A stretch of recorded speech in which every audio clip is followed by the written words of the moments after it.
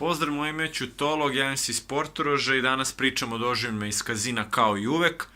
Pošto se ovo, da kažem, edicija zove Krupija u Portorožu, pa onda pričam o tome.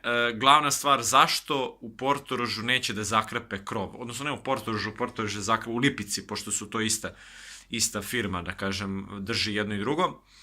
Zašto ne žele da zaštite krov? Znači, tu postoje rupe na krovu koje prokišnjavaju kada jako pada kiša i kaplje u neku kofu, jer ta kofu oni stave da eto kao ne ide na tepih i ispod, već dole šta imaju, ne znam ja, ispod nije ni bitno.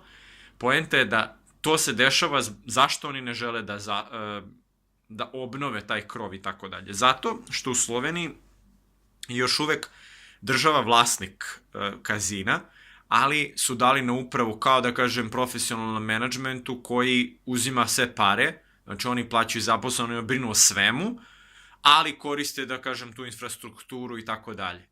I zato se njima u stvari i ne isplati, ja sad razmišljam, čekaj, oni sad koriste, to nije njihovo vlasništvo, nije njihova zgrada, nije njihovo ništa to, da kažem, tvrdo, pipljivo, sve ovo vezano s ljudima i to. Stvari u tome zašto oni ne žele da krpe taj krov ili bilo šta drugo da rade na krupnije, na zgradama svojim, zato što to nije njihovo vlasništvo i njih to ne zanima. Čak sam čuo u Portorožu da je kapljale su neke fekalije jer se neka kanalizaciona cijev probušila i bukvalno kapljaju fekalije i smrde čovjek tipka automat pored. Mislim, suluda priča, ali je istinita. I ovde isto kaplje kiša, ne znam, u Lipici, oni tamo stave 2 kofe i kao, eto, rešili smo problem, nećemo da ulažemo i ljudi to prolazi, otko znam, ti kod tih kockara, šta ja znam. Neće da ulažu zašto nije njihovo, to je prva stvar. I druga stvar što sam zaključio jeste zašto se pravi poker turnir, bar ovde, ne znam za drugdje, pošto je mnogo nisko, tipa 50 evra, znači 40 kao za žetone i 10 za kazino, kao ide za svaki re-entry, re-buy, kako se to već zove, jebem ga, nisam nikad delio poker turnir, pa ne znam, to ko je radio zna. Uglavnom, oni od svakog dobiju po 10 evra, a njih nema baš nešto puno, ali oni neće od toga puno dobiti, nego sam shvatio zašto oni žele.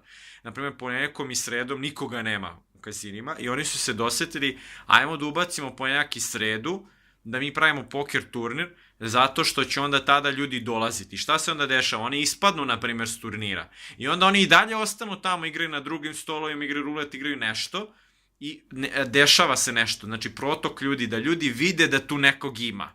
To je u stvari poenta priče, da se nešto dešava, da se nešto zbiva. Jer ti dani su mrtvi, prazno i oni su setili kao daj malo da napravimo nešto da bude zanimljivije, da se nešto zbiva. Eto, na taj način su otprilike izmislili priču da bude onako, da se malo popuni. Jer u stvari ja nisam razmišljao kao, a čekaj, a zašto oni neće zašto oni kao prave taj turnir? U stvari nije turnir zbog turnira, od toga će najmanje zaraditi, nego tih posebnih aktivnosti, ovi što ispadnu pa čekaju ili neka pauza, pa šta ćemo, pa kao ajde odigramo i to. I onda na taj način da se dodatno, da ljude naviknu da dolaze na te turnire i da igraju prosto i tim danima kojim im inače ne bi igrali kao petak i subota, što je najzaposleniji dan.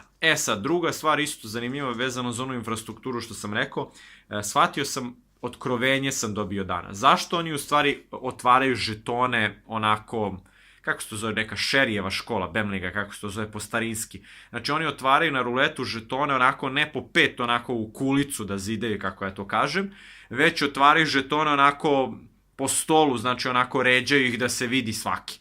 Jedan, pa od 2 za 5 i tako dalje, nije ni bitno.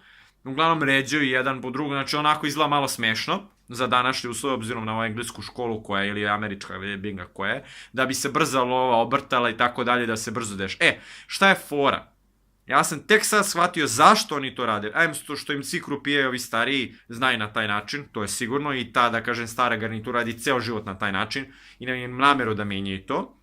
A s druge strane, njihova kamera je slaba. Ta kamera na određenoj visini, pošto je ogroman je, visok je baš plafon, to je ogromna sala, znači u Portorožu, na primjer, posebno, ajde u Lipici još i niže je, ali tamo je baš visoko postavljena ta kamera. I ta kamera ne može da locira, ne može da zoomira toliko blizu da ona vidi ako bi ti zarezi bili po petu kulicu. Nema šans. I njihova kamera je suviše stara. I onda sam ja shvatio zašto oni ne ulažu? Pa neće, jer je to opet infrastruktura.